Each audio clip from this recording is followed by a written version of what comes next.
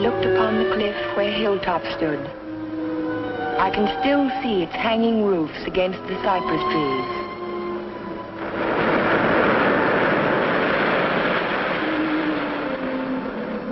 But Hilltop is no more. There is only a scar of jutting rock where once its windows glittered in the California sun. My Aunt Amelia's house still stands next door. I was a welcome guest within its walls, but to me it will always be a house of fear.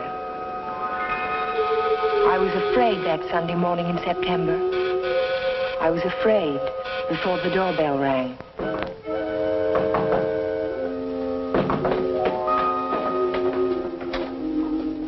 Morning, Ellen. Good morning, Ellen. Hello, Amelia.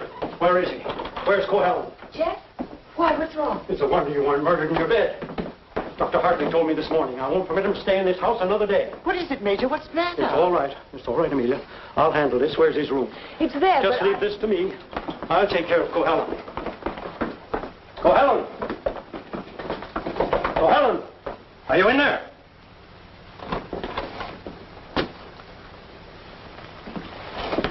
He's gone. He can't be. He said last night... Well, I mean, he must be around somewhere. I'll search the place from top to bottom. Would anyone mind telling me what all this excitement is about? You've been harboring a dangerous man. A man who is... Wouldn't it be fair to Jeff if we waited until we find him and then he can speak for himself? Well, by all means, find him. But where? Well, supposing I look in the garage and see if his car's still there. Just what did Dr. Hartley tell you?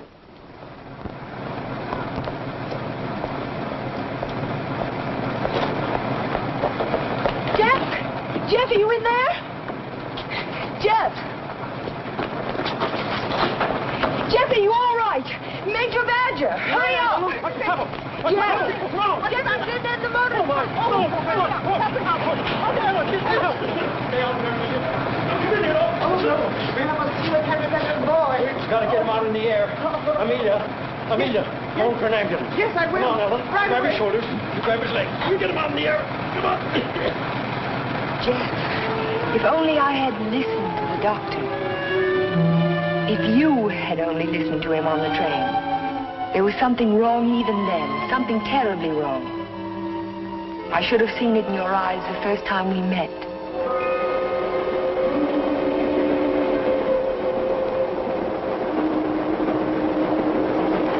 Well, hello, Jeff. Oh, hello, Doc. Patient in Los Angeles, or were you just doing the town? Oh, medical dinner at the Biltmore last night. What have you been up to? I spent a couple of days at the General Hospital. Those dizzy spells again? Nothing serious, I hope. When I need a doctor, I'll come to see you. I was getting some technical stuff for the Veterans Hospital I'm working on. Didn't I hear somewhere that Ben Shepard donated the land for it? That's right. Join me in a cup of coffee? No, thanks. I've just had breakfast. I'll see you later then. Oh, Jeff. Yes? I don't like those recurring periods of depression of yours. Why don't you come in and let me give you a checkup? One of these days.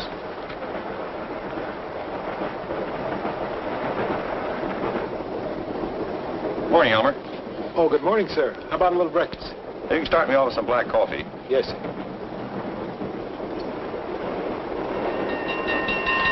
May I? Yes?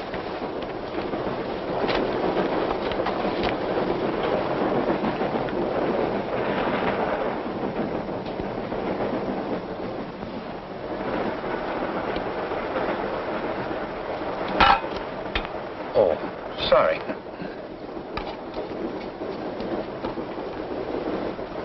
Go ahead, throw it.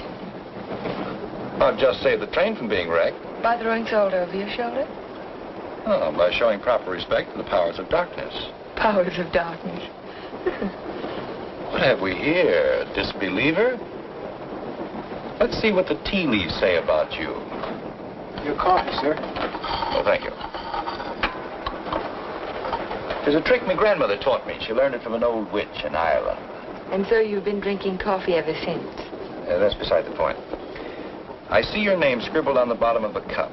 It starts with an L, doesn't it? It does not. Ah, but it does. The tea leaves never lie. I see it now. L-N. Your name is Ellen. Isn't it? Yes. You'll not be so quick to scoff now, will you? Now, let's see where you're from. I see a large body of water, not so large as an ocean, but the next thing to it. Now, what could that be? Lake Superior. It's the largest lake in America. Then you're from Lake Superior? From Minnesota. Now we'll go into your destination. It's Pine Cliff, of course. You wouldn't be on this train. But where in Pine Cliff? I see here an old woman and the letter A. Now, let me see. The old woman is standing in the garden and she's talking to her neighbor. So you're going to the city, she says. And what train will you be coming back on? Saturday's train, he says. Then you'll have a pleasant companion, she says, for my niece Ellen is coming to visit me and she'll be on Saturday's train. You see, the tea leaves never lie. And neither do the tea bags. But how will I know her, I says to Amelia. Sure, now, she says, just look around the parlor car and the prettiest girl there, that'll be Ellen Foster. You're a real Irishman, aren't you? You've obviously kissed the blonde, Ellen. Kissed it, she says. I wear it on my watch fob. And just from what part of Ireland do you come? Flatbush.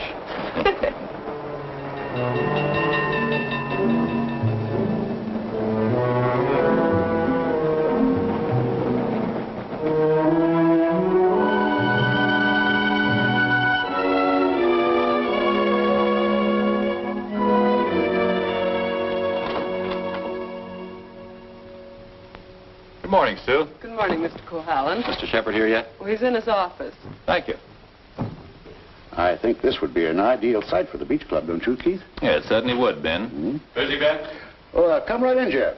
Well, we bring the road in here and divide this section into 2-acre lots. Hold out this area for the golf course. Right. How are you, Ben? Hello, Jeff. How was the trip? Fine, thank you. I bought you a little present while I was in Los Angeles. Found it in an antique shop. Hi, Jeff. Paris. It's a map of an old Spanish land grant. Say, that is an antique. Here's the Ibarra territory. My grandmother's grandfather, he lived right there. That was before California was a state, wasn't it, Ben? It certainly was. I keep forgetting how long your family's lived here. Only since 1820. Really? Come in. Pardon me, Mr. Shepard. What is it, Mac? Well, Sue told me you were in here. Did you take any blueprints with you when you went down to the city? No, why? Why, the rear elevations are missing. They can't be. I put them in a file Thursday. Well, they're not there now. Well, there must be. Come on, I'll help you look for them. See you later, Ben. Thanks for the map, Jeff. Glad you like it. Jeff seems to be getting awfully absent-minded lately, doesn't he? Well, the boy works too hard. Maybe so, but... Say, that's quite a map, isn't it? Oh, it's a beauty. Look, here's our beach. That's the old Spanish name for it, Costa del Rey, the Coast of Kings.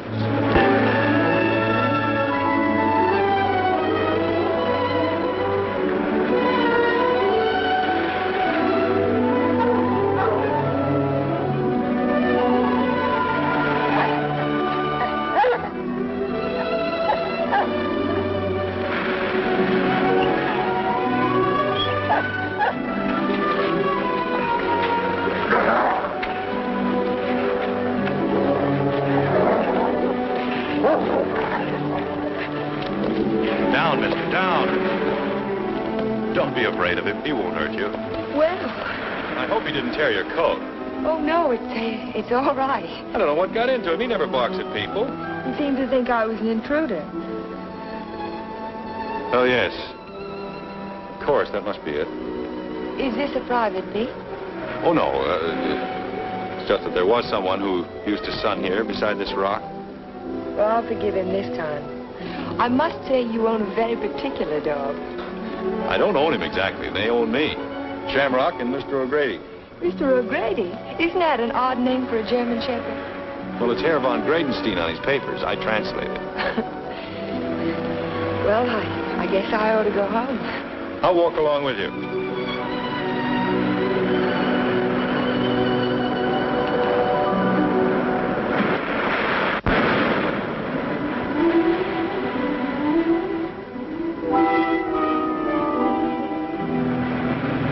What an amazing house. Don't you like it? Yes, I think I do. It looks as if it had wings. As if it could take off and fly across the sea. That's the effect I was striving for when I built it. You built it? My house. It certainly belongs exactly where it is, doesn't it? Yes, I think a house ought to blend with its environment. If it's built in a valley, it should crouch between trees. If it's on top of a hill, it ought to be part of the sky.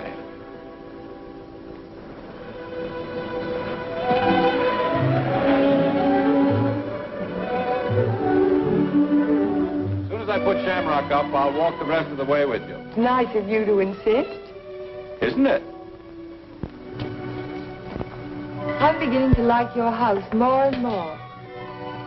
You can't take it all in at the first glance, can you? No, it's like some people that way, I guess. You have to know them a while. Like you, for instance? Yes, I suppose that's true of me, too. We don't have houses like that in Minnesota. Do you mind if I take a closer look at it? I thought you said you were late. Oh, another 10 minutes won't matter.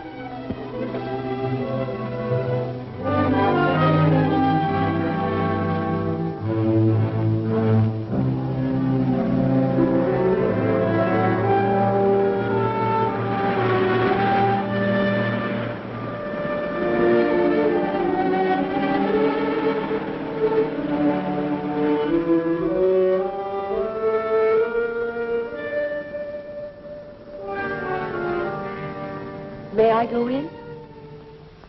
Why, of course.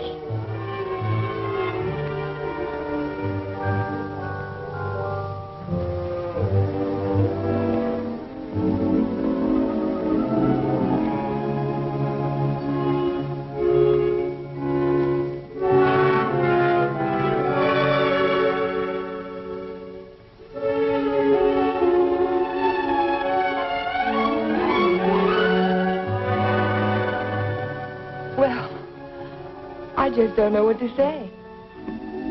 You care for a drink? Thank you. Sherry, all right? Yes.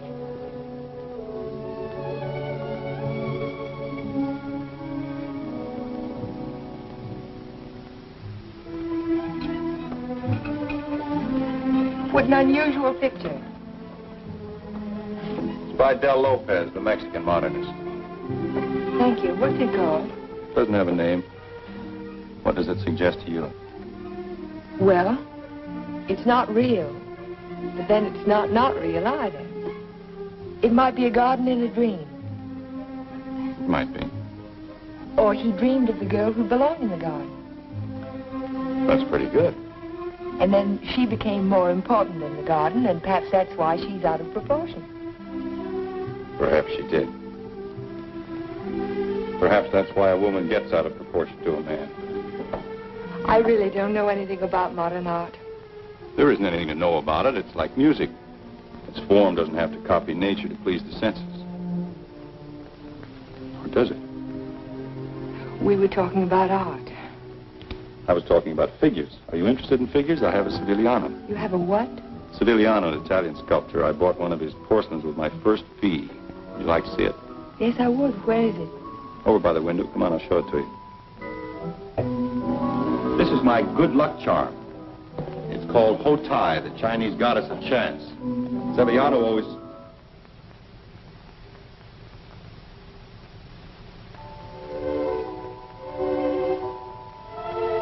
Oh, Jeff, I'm terribly sorry.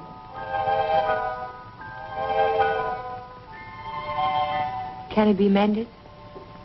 No, it's beyond mending. Well, Aunt Amelia may be worrying about me. I suppose I should go home. Yes, I suppose you should.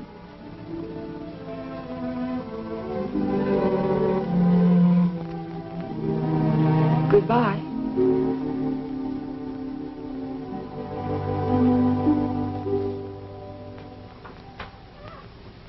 Good afternoon, Luella. Hello, Miss Foster. Is Aunt Amelia at home? I didn't see her go out. Ellen. Oh, hello, Aunt Amelia. Were you afraid I was low? No, I was sure you could take care of yourself. But it was getting late, and I was afraid you'd forgotten about the dance at the country club tonight. Of course not. I just ran into Mr. Cohalan on the beach, and I stopped by his house for a glass of sherry. You were inside Hilltop? Why, yes. You don't disapprove, do you?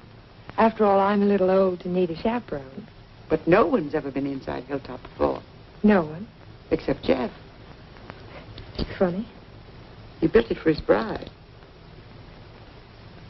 Then there's a Mrs. Cohalan. No, Vivian was killed the night before the wedding. How awful. Aunt Amelia, Yes, dear. what was she like? Vivian, she was the most beautiful girl you ever laid your eyes on. She was Ben Shepherd's daughter. Ben Shepherd. Ben owns most of Pine Cliff. That's why it was such a perfect match. Jeff was a protege of his, more like a son. And when he fell in love with Vivian, Ben was delighted. Of course, he adored Vivian, especially after her mother. But I shouldn't talk about her mother. It was such a scandal. Poor Ben. Aunt Amelia, you said that Vivian Shepherd was killed. Was it? It was an accident.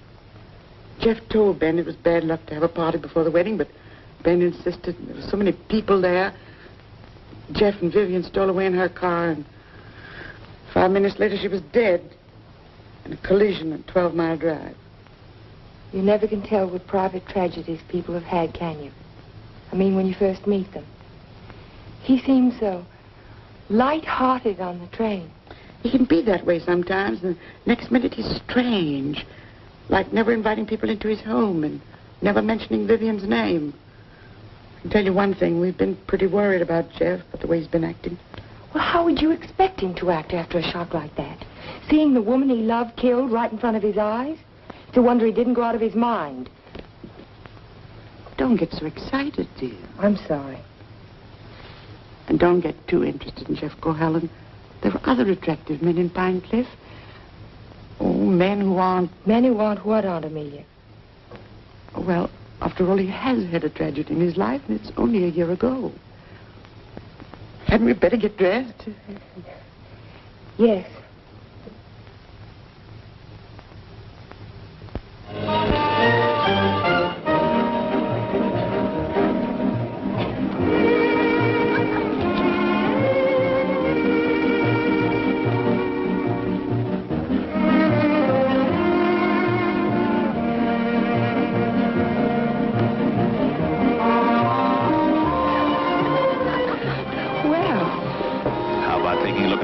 Big California wall, huh? I can see it through the window.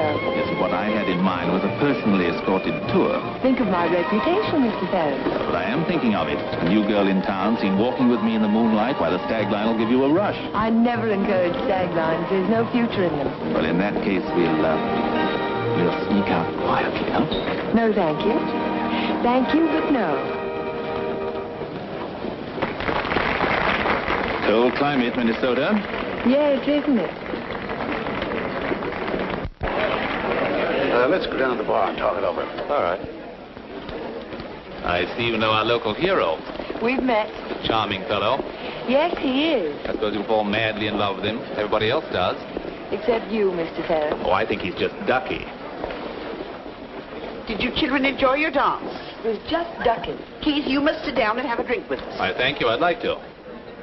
Hello, Amelia. Hello, hello. Welcome home, Dodo. Thank you. Good evening, Major. This is my niece, Ellen Foster. This is Miss Ferris, dear. How do you do? How do you do? And Dr. Hartley. Why, yes, we met on the train. My name is Ferris, too. You, I know. A waltz, Major. Now, you two stay right here and don't you move till we get back.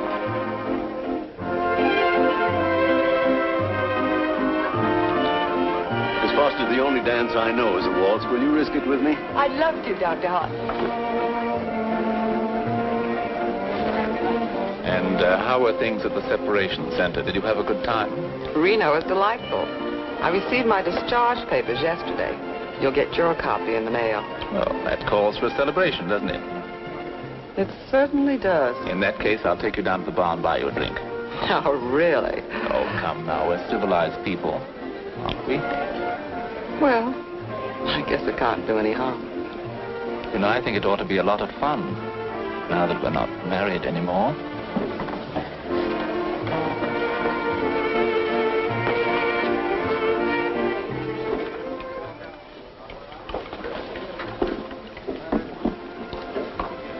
What do you think your chances are?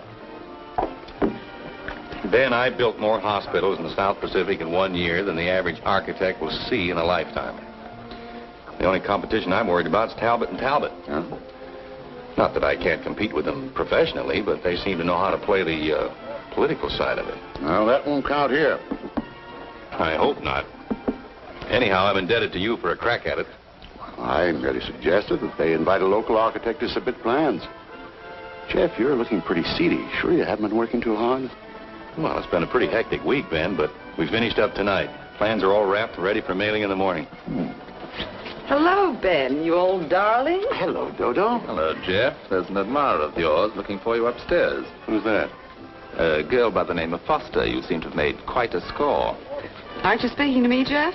Certainly, Dodo. How are you? Fine. Are congratulations in order? They certainly are. We're celebrating the new freedom. See you later. Bye. I think I'll go upstairs, Ben. It's getting a little crowded down here.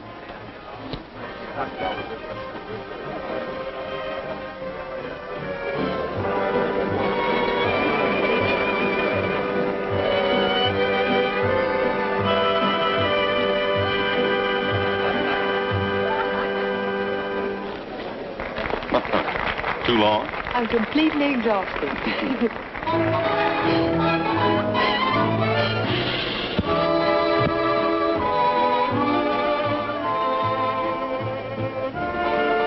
That song? Do you know? It's called Don't Forget Me. Oh, I remember. They played it a lot last year. Yes, they played it last fall. Is something the matter?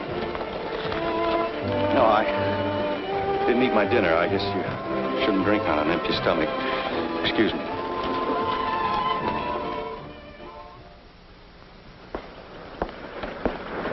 Here, Butch. Such a little animal, and yet he's got an appetite as big as mine.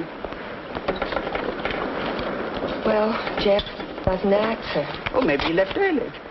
But he looked so worried last night. Well, supposing he's ill and there's no one to take care of him. After all, dear, Jeff's a big boy now. Oh, how nice. We're invited to Ben's fiesta next week. He gives one every year. I think I'll walk over and make sure he's all right. Who, Ben? Oh, you mean Jeff?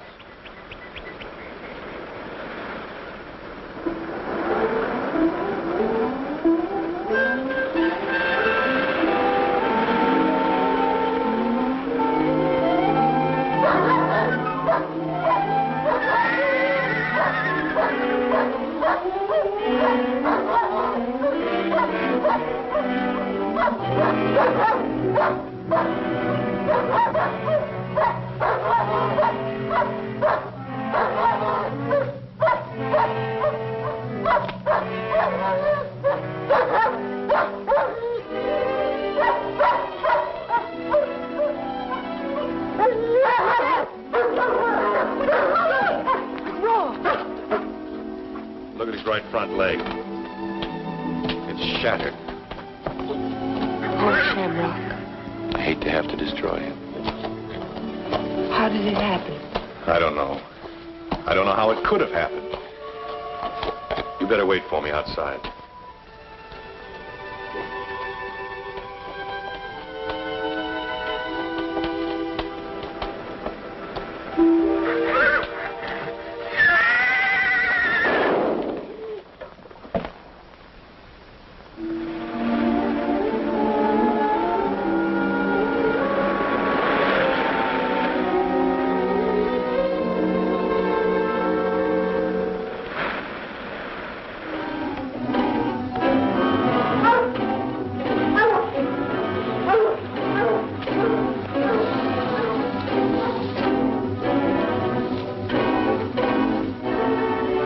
See which way he went? Who? The man. What man?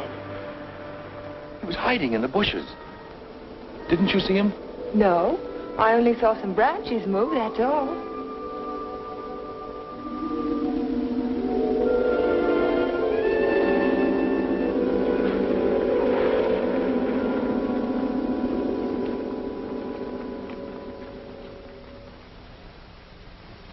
I've never seen lovelier roses. What are they called? Matador, I believe. They grow on the bush out on the terrace. Matador? Of course, after the color of the bullfighter's cape. Or the bull's blood. Jeff, I'm so sorry about Shamrock.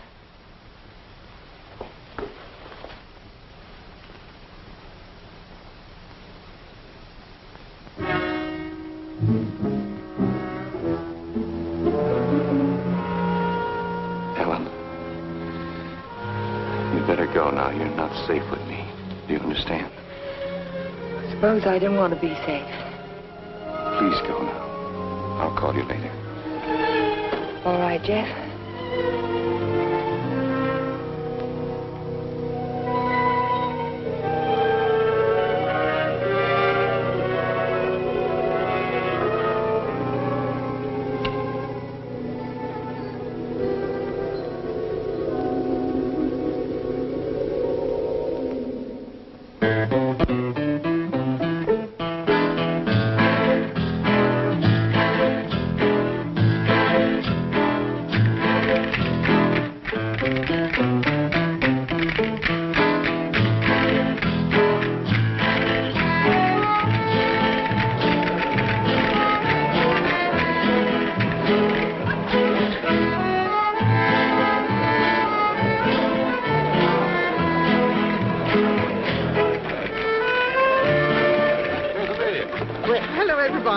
Ben, this is a wonderful part. Oh, thank you, Amelia. Tell me, have you seen the Major? Yes, he's right over there. Thank you. Excuse me, please. Certainly. Will you excuse me, please? All right, Ben. Major, I wonder if you could tear yourself away from these charming people and come and speak with Mrs. Atkinson. She's dying to talk to you. You know, for all the nice little age. Go ahead, tell me. What does a certified public accountant do? Especially a pretty certified public accountant. I compile actuarial tables for an accident insurance company. What are the odds against a man fracturing his arm? That sort of thing. Oh, what are the odds? 90 to 1 that you won't break your arm this year. Well, that's good. But if you do, it's 2 to 1 that it'll be the right arm. Or have you noticed that in your practice? No. What I've noticed is that my patients have all their fractures just when I'm ready to sit down to dinner.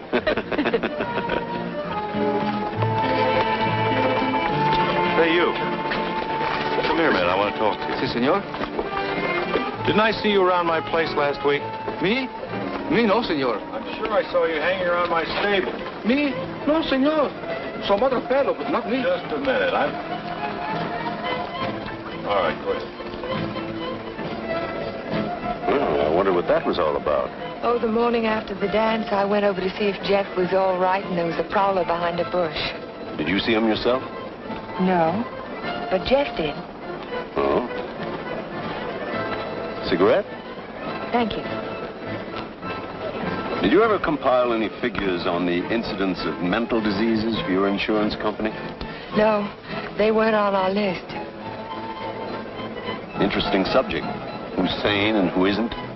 Hard to tell sometimes. Do you know anything about paranoia? It's a form of hallucination, isn't it? Delusions of persecution. Starts with an inability to withstand stresses. Normal person experiences misfortune, throws it off sooner or later. But if a person is psychotic to begin with, he may start to imagine things. He might even begin to imagine there's a conspiracy against him. That's when he gets dangerous. Do you have a specific case in mind, Doctor, a person that you're treating? No, it's out of my field. I'm a general practitioner, not a psychiatrist. Senor Doctor. Yes. Lady call on telephone, very sick. You come right away? Did you get the address? Si, senor. Oh, thank you. Forgive me, please. Of course.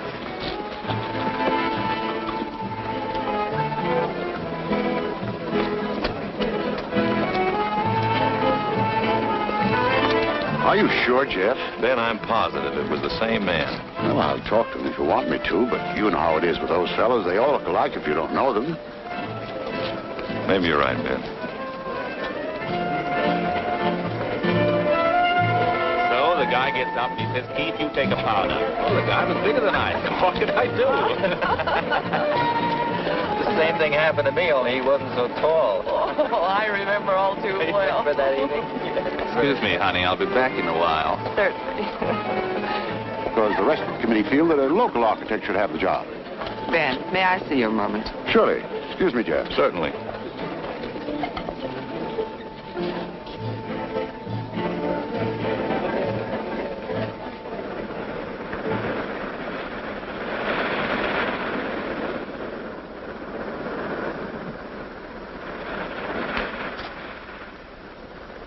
Well, if it isn't Miss Icicle from Minnesota. Good evening, Mr. Ferris. Call me Keith. It was nice of you to find this secluded spot. Are you always this way when you've been drinking? Oh, now, this Miss Prim and Proper business didn't fool me for a minute. I spotted you the first night. Don't. You don't have to pretend, honey. Just relax and enjoy it. Stop it. You kidding?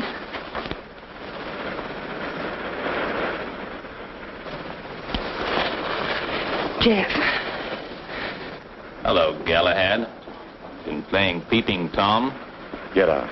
Don't be ridiculous. As I was Would you saying, mind honey, leaving us alone? Jeff, please I'd like to don't. have a few words with him. Privately. If I ever catch you around Ellen again, I'll run you out of Pine Cliff. Galahad, you frighten me. I'm warning you, I mean it. Keep away from her. I know too much about you. So what? You'll never open your mouth. That's the beauty of it. It's your story, and you're stuck with it. I don't have to open my mouth. I can close yours. What are you two boys arguing about? What does anybody ever argue about? Politics. Oh, politics. Keith, will you do me a favor? Dr. Hartley had to leave on an emergency call. Will you see that Dodo gets home? She has a little headache. I'd be glad to. Ben, don't you think maybe I'd better? Look, I pay her alimony. I'll take her home.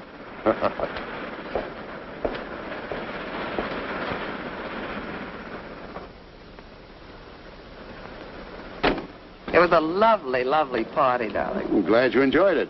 You're sure I can trust you to take her straight home? Oh, the car knows the way, Ben, all by itself. Good night, then. Oh, Ben. Yes? It might be a good idea to keep an eye on Jeff tonight. See that he doesn't drink anymore. He was getting a little out of control. Thanks, Keith. I'll watch him. Good night.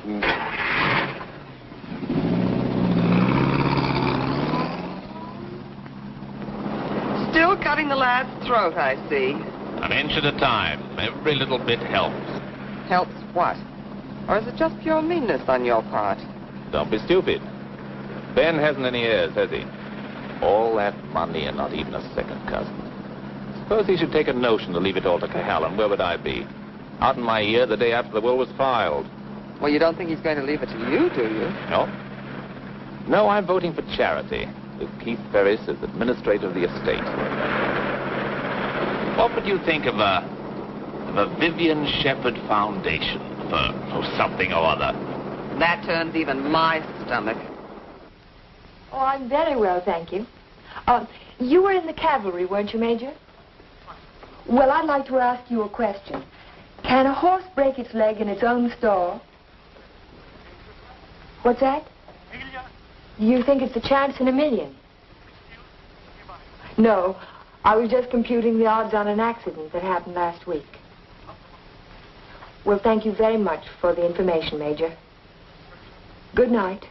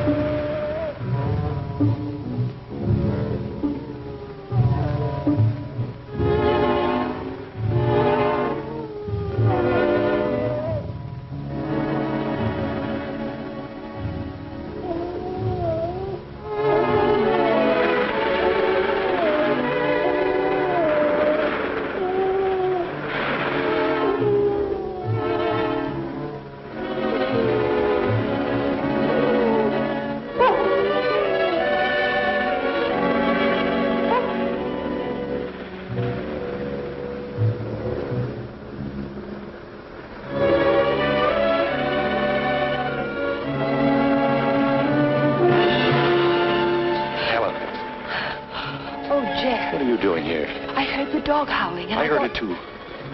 Could you tell where it came from? No. It's around here someplace, but I can't locate it.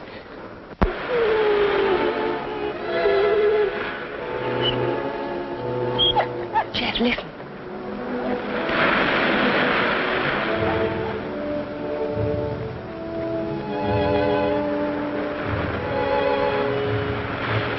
What's the matter, mister?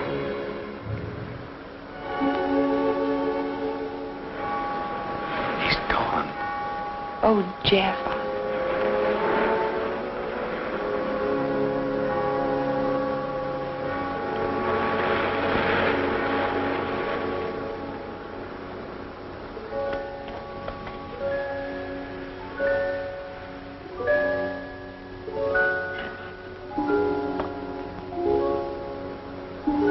Well, that's about all we can do tonight.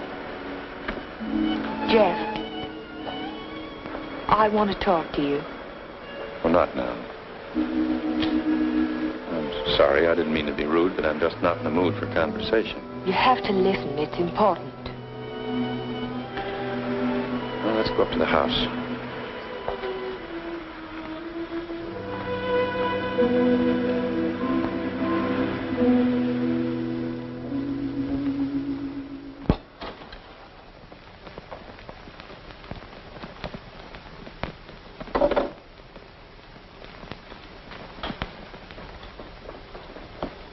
All right, let's have it. I talked to Major Badger tonight. He can't understand how Shamrock could break his leg in his own stall. Well, he hasn't anything on me. I can't understand it either. Unless it's bad luck. Don't call it luck, Jeff. What would you call it? I'm not sure. A few days ago, this rose was on your matador bush. It was alive and beautiful. Now it's dead. Was that bad luck, or was it cause and effect? You picked it, so it died. I didn't pick it. The whole bush died overnight for no reason. There must be a reason. There's always a reason for everything. Is there?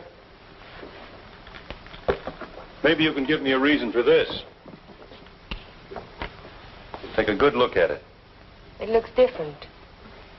Is it the way the light hits it? It isn't the light, it's the colors. Look at it again. Oh, I see what you mean. They faded, haven't they? All the life's gone out of it. Your rose bush dies. Your painting fades. But have you ever had a common, ordinary fall, Jeff? What do you mean? 65% of all accidents are falls. Falls down a flight of steps, falls out of a tree, falls off a ladder, or in a bathtub. But nothing of that sort ever happens to you. It's too ordinary. Your kind of accident has to be unique. What are you driving at? Your bad luck, Jeff. It's a little too bad to be true. Your porcelain figure fell off the table while nobody was in the house. Shamrock broke his leg while he was in his own stall. Now your picture fades. It's too bizarre, Jeff. The impossible can happen, but not over and over again. Are you trying to tell me they didn't happen? No, they happened all right, but it wasn't luck. Can't you see the pattern that runs through all your accidents? Shamrock, Mr. O'Grady, your picture, your statue, your rose bush, and the collision on the highway last year. That's when it all began. 6 accidents, and every one of them killed something you loved. Do you know what the mathematical odds are against a run like that? 1 billion to 1. Are you telling me they weren't accidents at all? No, I'm only trying to tell you that lightning can strike twice in the same place, Jeff, but not 6 times. You mean you think that all of these things have been planned by someone? Someone who hates you, who's trying to destroy you. Who could it be, Jeff? I don't know. We'll find out. We'll go back to the beginning, the night that Vivian was killed. We'll talk to the policeman who reported the accident. We'll find the garage they took the car to. We'll ask 1,000 questions about the accident and about Vivian. Ellen. We'll start tomorrow morning. We'll look for witnesses. Ellen, wait a minute. Perhaps the ambulance driver will remember something. I'll find him and I'll talk to him. You won't talk to anyone. Well, why? Why won't I? Because I don't want you to. But, Jeff... Listen to me. I don't want you asking questions. I don't want you investigating anything. This is my affair. I'll handle it my own way. I was only trying to help you. Well, now you've let me know where I stand. You don't want any help from me. All right, then, do it your own way. Ellen, listen to me. Just don't let any black cats cross your path. And if you see a horseshoe, pick it up and spit on it and throw it over your shoulder. That ought to take care of everything. Ellen.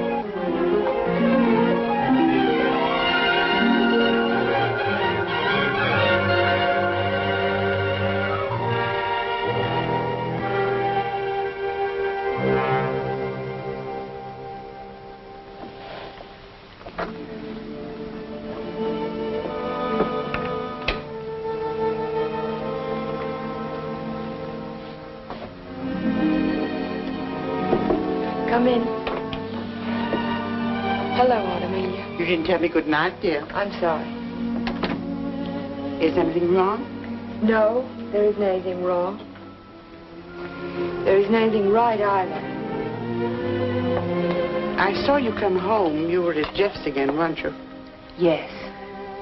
I don't want you to think I'm an old busybody, but I'm all the family that you have, and it would help you to talk to someone. What is there to talk about? He doesn't love me. He never will. He's in love with a memory. I tried to warn you to be sensible. Sensible. I love him. I've got to help him if I can, whether he likes it or not. I know. Good night, dear. Good night, Aunt Amelia.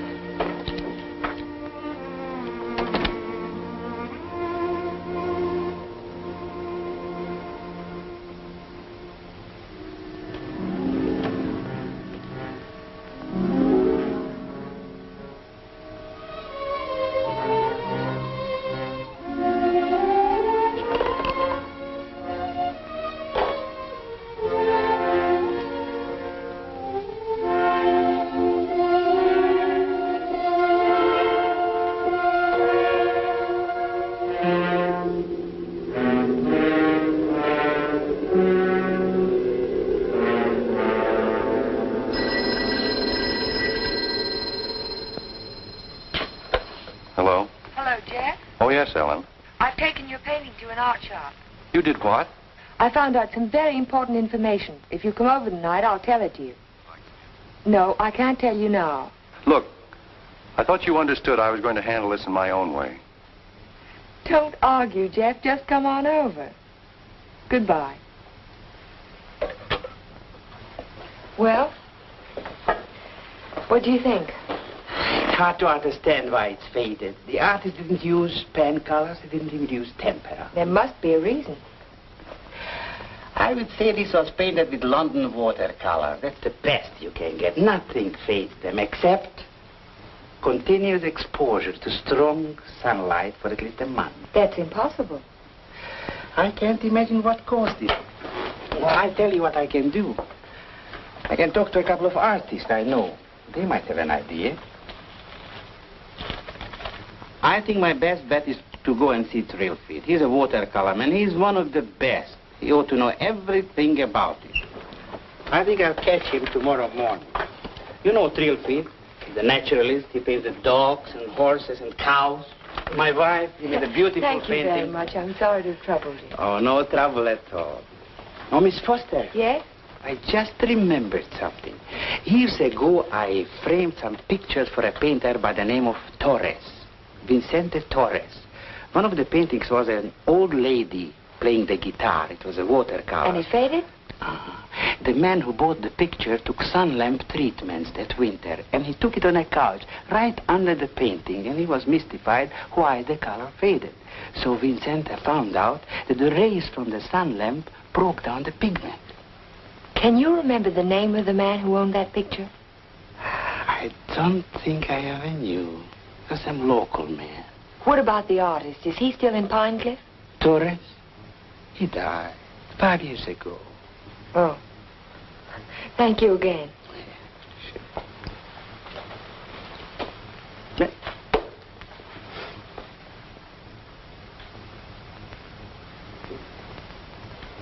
Very strange. Have you told anybody else about this? Of course not. But someone in Pine Cliff knows that you can fade the colors out of a painting by turning a sun lamp on it. If we can find out who owns that picture, Jeff, the portrait of the old woman with the guitar... What would it prove? If somebody wants to destroy a painting, there must be 100 easier ways of doing it. That's not all. Read this.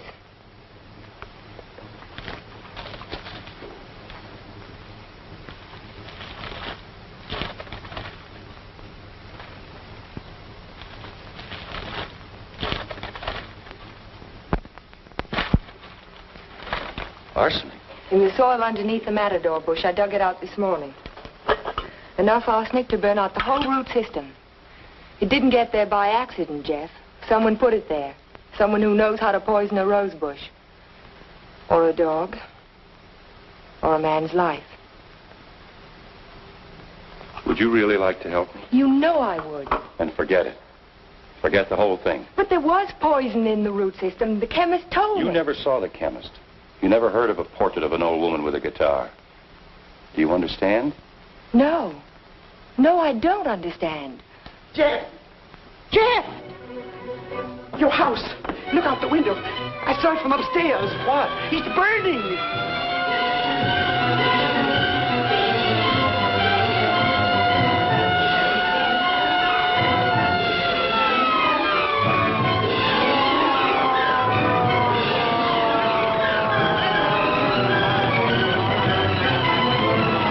Sorry, we won't be able to save much, Mr. Cohalan. The fire's got too big a stern. Everybody stand back. Out of the way, please.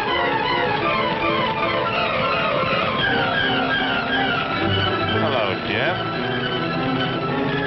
A lovely fire, isn't it? You know, you can see it for miles. Jumped right in my car and drove over. Wouldn't have missed it for anything.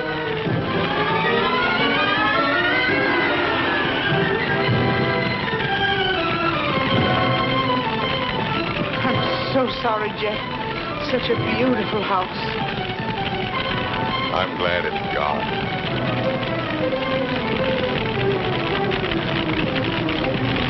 Be sure to tell Jeff that he's welcome to come and stay with us as long as he likes.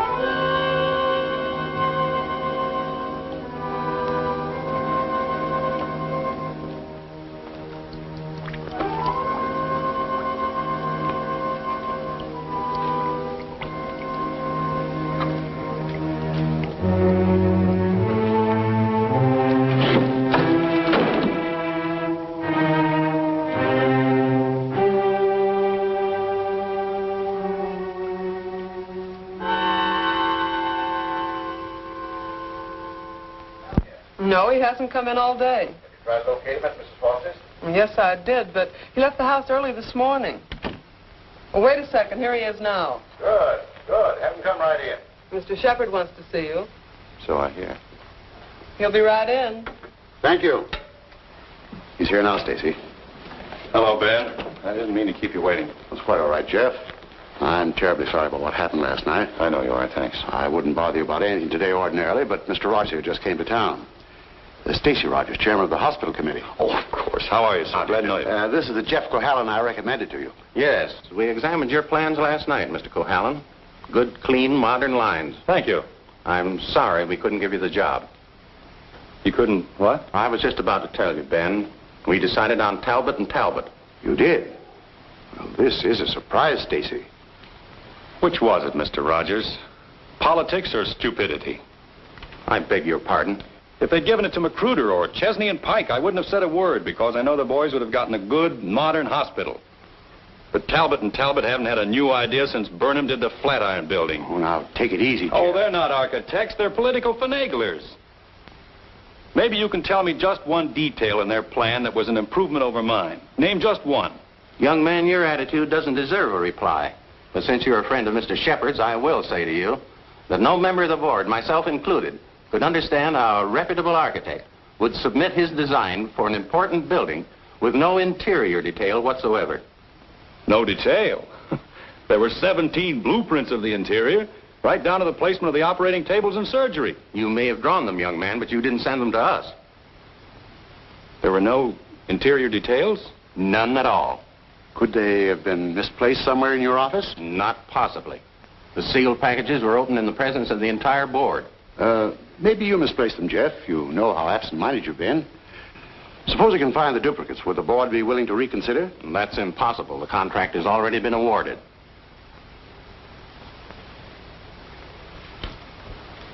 Well, this is quite a shock, Stacy. I felt sure that Cohalan would get this job. Oh, I'm sorry, Ben, but you understand my position. Jeff, you weren't going home without me, were you? Without you? You told me to drop in at 5:30 and you'd drive me home. Do you remember? I'm not going home now. Oh, is anything wrong?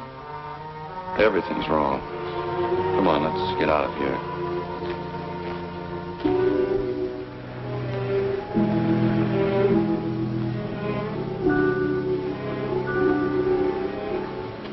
It's dreadful. A whole year's work completely wasted. Typical Cohalan luck.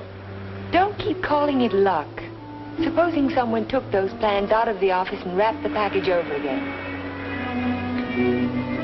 Who'd do a thing like that? Keith would. He hates you. He hates everybody. There's something twisted inside of him. It would take a psychiatrist to explain it. And why does Mr. Shepard keep him on at the office? He doesn't know what he's like. Dodo must know. She acts as though she's still in love with him. There are women who love men like Keith. Take a psychiatrist to explain that, too. It's getting kind of late. I'd better drive you home.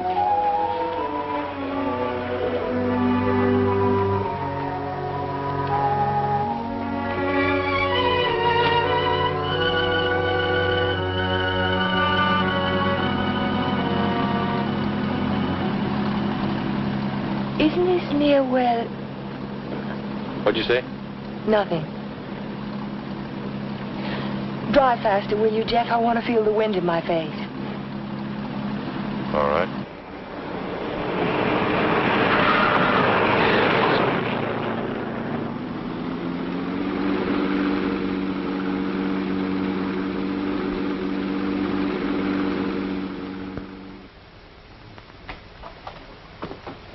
Here you are, Miss Foster. 296 Hall Street, Fall River, Massachusetts. Thank you very much, Sergeant. Just one thing more. The accident happened on 12 Mile Drive, didn't it? That's right. Just 3 miles from Pine Cliff. Thank you very much.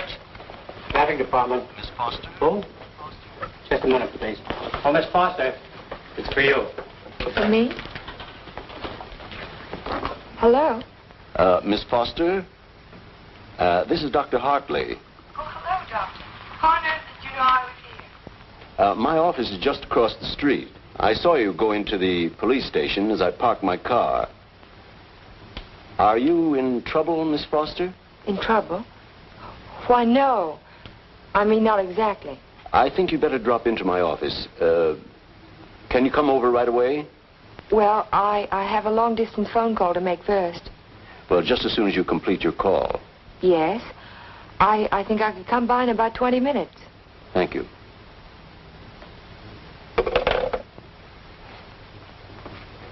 Thank you, Sergeant. That's all right. Miss Foster. Hello, Dr. Hartley. Come in. Come in. I was startled when you telephoned me at the police station. Well, I'm very glad I spotted you when I did. Why did you ask me if I was in trouble? Well, the fact is, I'm in rather an awkward position. But your aunt is getting along in years, and I didn't want to disturb her unduly, so I thought it best to discuss this matter with you. Sit down, sit down. Thank you. Yes, Doctor? Since I'm your aunt's physician, I feel it's my duty to inform you that she isn't safe. That neither one of you is safe, for that matter. So I wanted to get your permission to speak to your house guest. To ask him to move to a hotel. But I don't understand. What has that to do with my aunt's safety? Yes, I was afraid you'd ask me that. The fact is, you're forcing me to take an unethical action. The man isn't my patient, and even if he were... Whatever it is you're trying to say, Doctor, why don't you just go ahead and say it? Yes, you're quite correct. I'll come to the point. Let me say that I believe your house guest, Mr. Cohalan, is definitely paranoiac. He seems to have all the obvious symptoms of delusions of persecution. If that's true, then you and your aunt are in a hazardous position. Two helpless women in the same house with a man who may become dangerous at any moment. We can't allow it. May I ask you a question, Doctor? Certainly. You speak of delusions of persecution, but... Oh, a delusion is imaginary, a thing that never happened. That's right.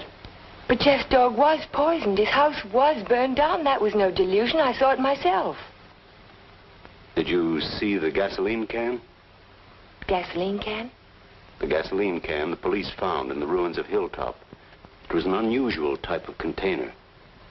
Only one store in Pine Cliff sells them. And that store sold such a can to Jeff last Monday. How do you know? The chief of police told me so this morning. But I don't see how. And that isn't all. The body of the dog was disinterred. He died of arsenic poisoning. 2 days after his master brought a package of weed out. Are you trying to tell me that Jeff burned down his own house, that he poisoned his own dog? That's impossible. No man in his right mind... Exactly. No man in his right mind. But why? Why would he do a thing like that? Listen. Listen to this.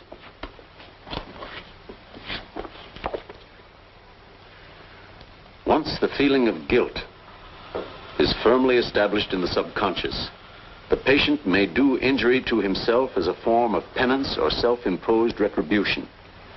Such actions may be taken without conscious volition and will often disappear entirely from the memory stream, so that the patient is later unaware that his injuries were self-inflicted. That's my theory, that Jeff is suffering from feelings of guilt, and he's unconsciously punishing himself for it. Guilt? You keep talking about guilt. I don't understand you. What is he guilty of? His fiancée was killed in an automobile accident a year ago, and he was at the steering wheel at the time. It would be an unusual man who didn't reproach himself under those circumstances, even if he was blameless. And if he thought he was responsible for the death of the woman he loved, if the thought began to prey on his mind, it's rather an obvious theory, isn't it? Yes. Then I have your permission to speak to him. I'll be as tactful as possible. No, not yet. Not until Friday. Friday? I've got to have time to think about it. I'll be very careful, but promise me you won't speak to him yet.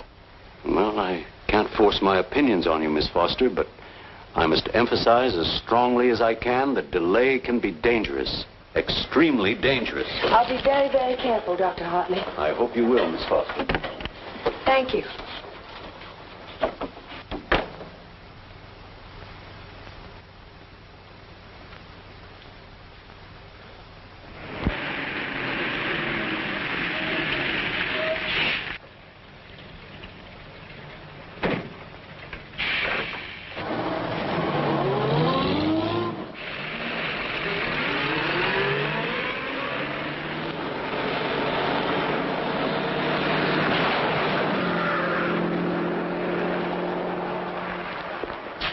That man must be crazy.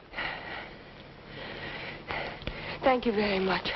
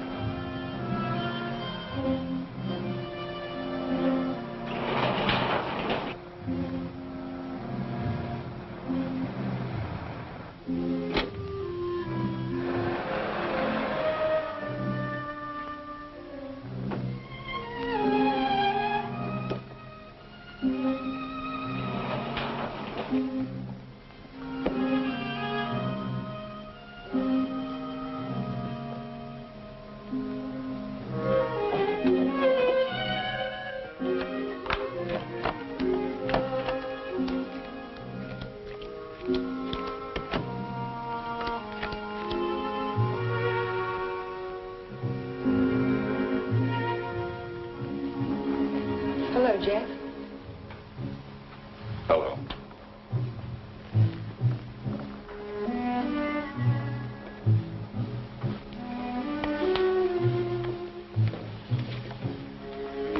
Jack of spades.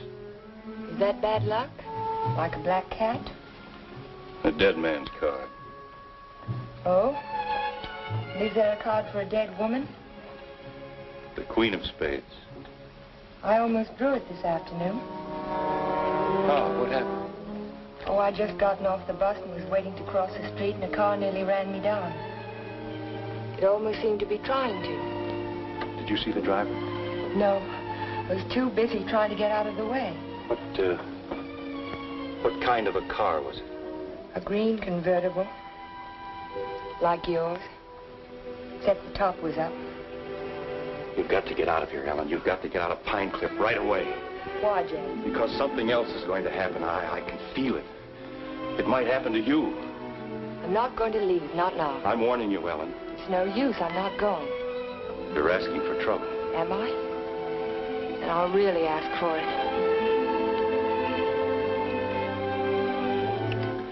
Watch yourself closely. Watch yourself every minute.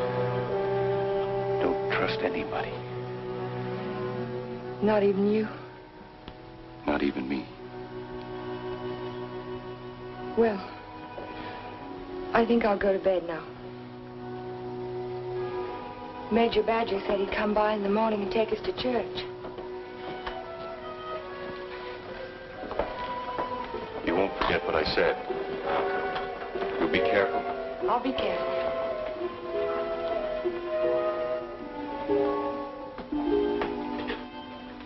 Jeff. Yes? How long have you known Dr. Hartley? For years, ever since I came to Pine Cliff. Has there ever been any bad feeling between you? No, why should there be? Well, he thinks that the shock of Vivian's death might have affected your mind. He thinks that you might be paranoid.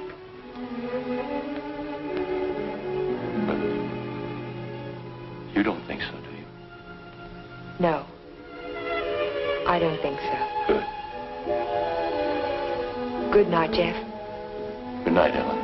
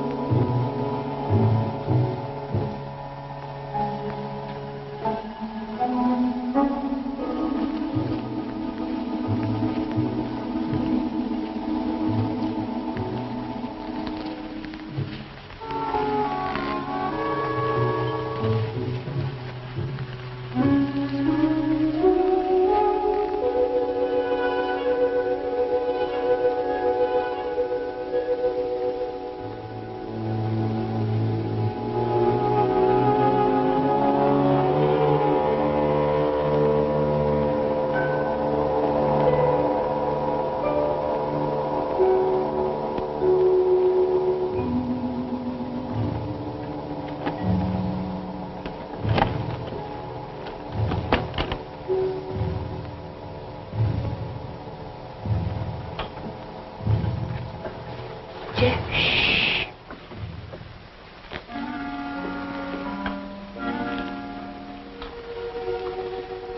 I had to see you again. I wanted you to have this. Don't be afraid to use it if you have to. I want you to wait for me tomorrow morning. Tomorrow morning? You mustn't leave the house. You mustn't leave the house without me. Promise you won't. All right, Jeff. I promise. You won't forget when Major Badger arrives? No, I won't forget. Good girl. Good night.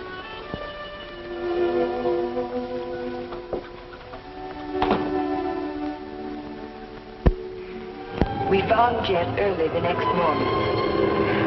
I can still smell the fumes of the gasoline as we pulled his body from the car. But somehow it didn't quite ring true. I couldn't believe that Jeff would try to kill himself. No suicide note was found, but the local architect was discovered in the Foster garage with the door closed and his car motor running. He was immediately removed to City Hospital, where latest reports from Dr. Raymond Hartley advised that Cohalan is now definitely out of danger. On the national scene, Congress resumed its discussion of the Morse-Conlon bill today. Labor spokesmen have announced that they will request an amendment guaranteeing... I'd like some more coffee, nurse. With cream and sugar? How did you get by the no visitors sign? I walked right straight past it to ask you a question. Oh, you did? Well, suppose you walk right straight past it again, going the other way. Not till you've answered my question. Would you rather I rang for a nurse? Oh, you weren't that way on Saturday night when you needed me. I made you a promise then and I kept it. Now I think you owe me the answer to one question. Just one. Well, I won't ask you why you came to my room that night. I know the answer to that one. Oh, you do? Certainly. You wanted to make sure that I'd find you on Sunday morning before the motor ran too long. You probably didn't start it until after the major rang the doorbell. You don't miss much, do you? You counted on that, too. You knew that when we couldn't find you in your room, I'd think of looking in the garage and oh, thank you to see if your car was still there. You have all the answers, haven't you? All except one. Why did you fill those buckets with gasoline? Fill the buckets? Oh, you saw that, too? Yes. I wasn't filling buckets. I was draining the gas tank. So if you didn't show up in time, the motor would stop running as soon as the gas in the carburetor was gone. But why? Why did you do it? You had your question. Don't be technical. Why did you pretend to commit suicide? When that car almost ran you down Saturday morning, you don't think that was an accident, do you? I couldn't get you to leave town, so I had to give him a different target. Different target? Me. Man doesn't kill my rose bush and my horse and my dog and then stop there. He must want to kill me. I can't wait any longer, not while strange automobiles are trying to run you down on the highway. I've got to force his hand now. I want him to think that it's safe to take a shot at me. Don't you understand? Not quite. I've tried to commit suicide, haven't I? It was on the radio. It says so right here. So what if somebody takes a shot at me now and leaves the gun in my hand? It's an open and shut case, isn't it? The police wouldn't even investigate. So he's free to kill me now if he can. Doesn't have to hit around the edges anymore. But keep away from me. Don't stand too close to the target. Is that why you wanted me to leave Pine Cliff? That's why I want you to go home now and stay there. Lock the doors from the inside. If you have any visitors, don't let Aunt Amelia out of your sight. Don't trust anyone. Where will you be if I want to find you? I don't know, but I have to get out of here. I can't wait for him to make the next move. I've got to get out and go after him. You say the exhibit was in 1939? The summer of 39. I ought to have that catalog somewhere.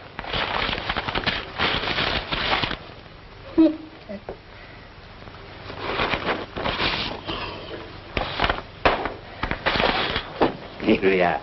And there's a list of all of the exhibitors in here? In the back of the book. Practically every artist who might have known Torres. Oh, yeah. This is perfect. Exactly what I was looking for. Thank you. Good afternoon. Yes? Are you Mr. Strabini? Strabini? Yes, that's me. Did you ever know an artist by the name of Vincente Torres? Vincente Torres? Yes. No.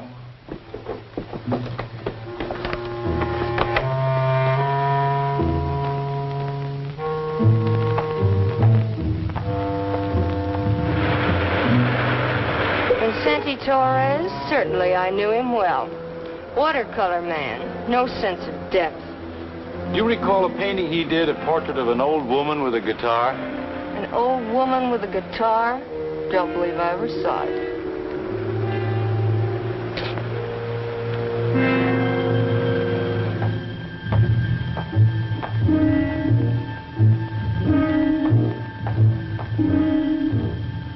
The old woman with the guitar?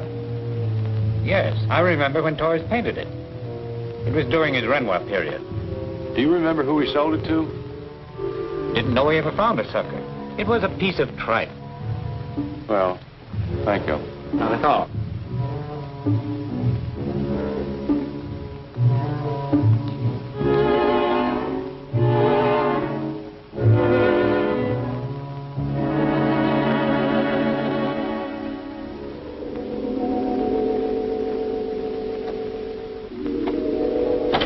Why, Mr. Cohalan, Hello, Sue. you had a few phone calls.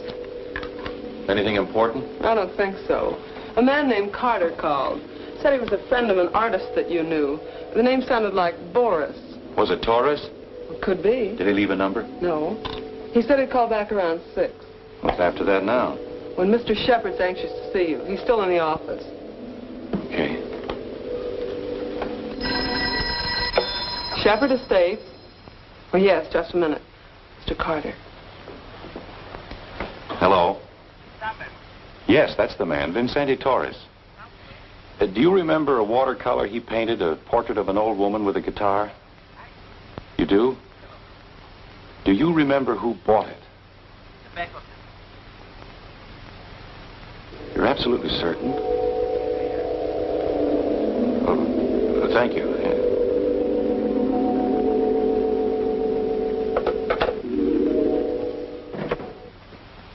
Oh, you're just the man I've been looking for. They wouldn't let me in the hospital, and you seem to have disappeared since you got out. Well, I had some important things to do, Ben. Well, anyhow, you're here now. That's the main thing. Of course, I know it was an accident, boy. You couldn't have done it deliberately. Couldn't I? Of course not. But just the same, you've been overworked lately.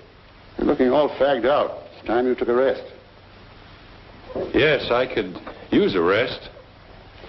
A nice long rest. It's just what I had in mind. As a matter of fact, I'm tired myself. That's why I'm thinking of taking a trip. See something of the world before I get too old. Sounds like a fine idea, Ben. It'd be a good idea for you too, Jeff. Why don't you come along with me? The two of us could have a pleasant time together. Leave all our worries behind and take things easy for a while. What kind of a trip were you thinking of, Ben? I haven't made up my mind. Where would you like to go? Oh, an ocean voyage might be nice. If the ship had a low rail and a long drop to the water. Or Niagara Falls might be handy, or the top of the Empire State Building. Don't talk like that, Jeff. Don't even think of such things. I wasn't thinking of suicide, Ben. I don't expect to jump. I expect to be pushed. You're crazy, Jeff. You're talking like a paranoiac. Where did you get that word, Ben? Did you read it in a book, complete with all the symptoms? I'm only trying to help you, but if you're going to take this... Sit down, Ben. Sit down and listen. You had all the tools to work with, didn't you? Your ranch hands who think you're a king will do anything you tell them to. I was out your place yesterday, Ben, looking for Pedro. They told me he didn't work for you anymore. Hadn't since the day after my house burned down. You let him go, didn't you? After he'd done his job. I'm beginning to think the doctor's right. I'm beginning to believe you do have delusions of persecution. Paranoia, Ben. You learned the word. Use it. When did you first plant the idea in Hartley's mind? Did you say, I'm a little worried about Jeff, and tap your finger on your forehead? Jeff, I'm not going to talk to you any longer. You're not in your right. Not while you're in your present mood. I wouldn't do that if I were you. You haven't answered my questions, Ben. Are they too difficult? Let's see if you can answer an easy one. Whatever happened to that painting that used to hang in your living room, the portrait of an old woman with a guitar? Wasn't in the living room. It was in my study. Why? When did you get rid of it, Ben? After it faded? After you found out what a sun lamp can do to a watercolor? Do you want to know who put me on your trail? You did yourself. When you tried to convince me I couldn't trust my memory anymore. I hate to say this, Jeff, but you can't trust your mind anymore. Can't I? I made a written list the night I wrapped the hospital plans to make sure nothing was left out. And 17 blueprints were missing when the package was opened by the state board. No one could have tampered with that package but you. No one else knew it would be on my desk overnight. I didn't know anything. Yes, you did. I told you. At the country club. You wanted to destroy my faith in my work, didn't you? It was the only thing I had left. Oh, Jeff, this is ridiculous. That's what I thought at the beginning. But once I began to suspect you, it all fitted together. I even remembered that your foreman was in the store the day I bought the can of gasoline. That gave you an idea, didn't it? Yes. It gave me an idea. How do you like your own medicine? How do you like waking up every morning wishing you were dead? Then you don't deny it anymore. No.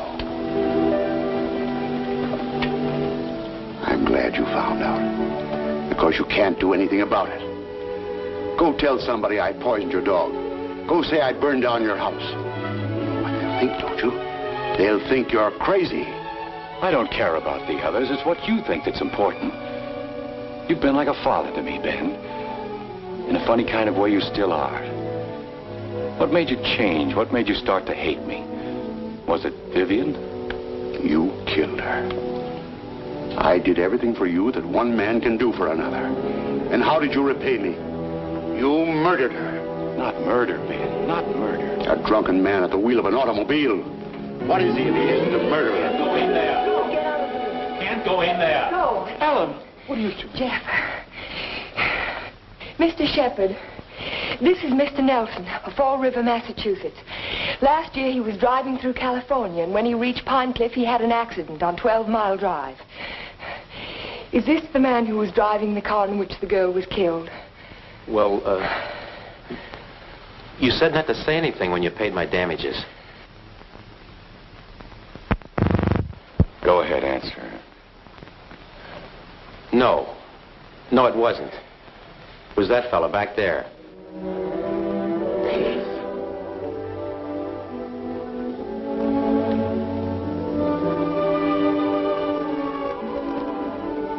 Thank you, Mr. Nelson. I tried to keep it from you, Ben. At the party you gave the night before Vivian and I were to be married, I don't know whether you remember or not, I said something to you about the room being a little stuffy. I wanted to go outside for some air. I was really looking for Vivian.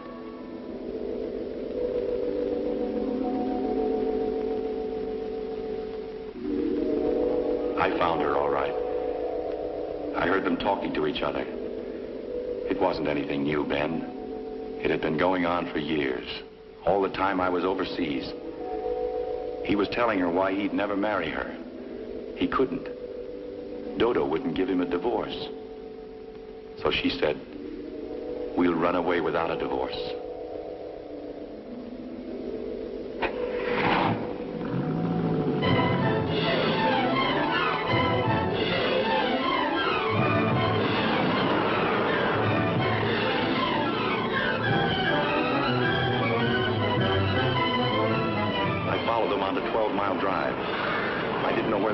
But I knew I had to stop them if I could. He was going as fast as the curving road would let him.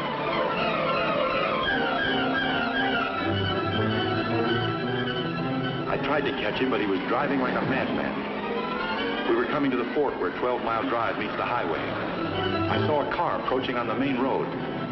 Ferris didn't see the other car. I knew what was coming, but there was nothing I could do to stop it.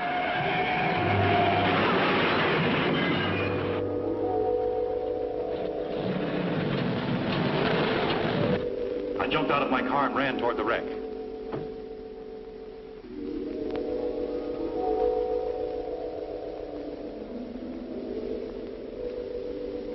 He said, do something for her. But there was nothing anyone could do for Vivian. There was only one thing left to do for anybody. I told him to take my car and get away from there. I didn't want you to find out how she died, Ben. Or what she was really like.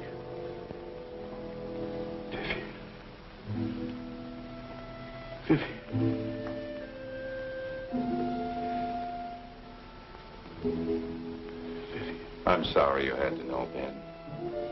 Even now.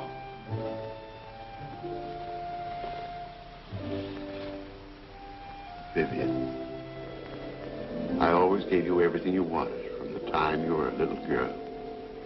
You were all I had after your mother ran away. She was no good. I never told you that, did I? Your mother was no good. Now you want to run away, too. You're just like her. The same bad blood. Jeff, he thinks I know. I won't go through that again. I'll kill you first. I'll kill both of us. My shoulder. Ben, put down that gun. Put it down. She ran away. She ran away from me. Call Dr. Hartley. Well, you finally fixed me with the old man, didn't you? But you'll never get any of his money now. He's as nutty as a squirrel. Now get out of here. Get out of Pine Cliff. If I ever see you again, I'll kill you. Dr. Hartley, this is Ellen Foster. Will you come over to Mr. Shepard's office right away? Yes, it's urgent. Thank you. It's all right, Ben. Everything's going to be all right.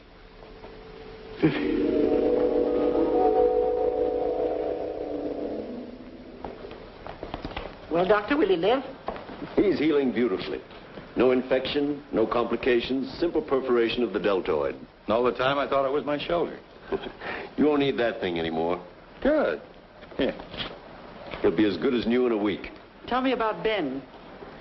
Well, Amelia, Ben was the psychopath, of course, from the beginning. I ought to have suspected it, of course. Now he's had what the psychiatrists call a catharsis. He's brought his troubles out into the open. Ellen helped to bring them out when she phoned Fall River. He'll be all right now, in time. Well, I'm very happy to hear that. Well, I hate to drag myself away, but the ill and injured are waiting. I'll see you to your car, Doctor. Bye, Ellen. Jeff? Goodbye, Doctor. So long, Doc. And now, young lady, suppose you come along with me.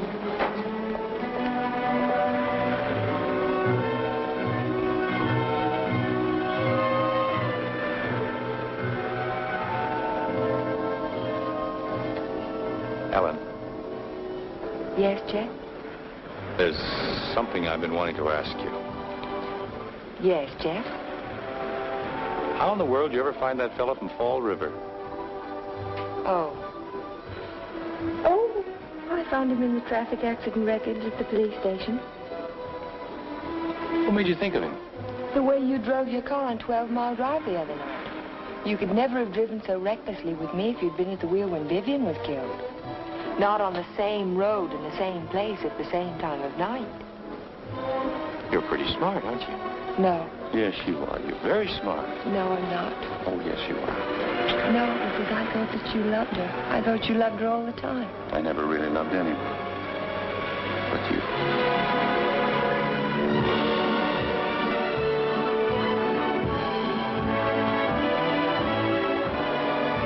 Please like and subscribe for more classic films.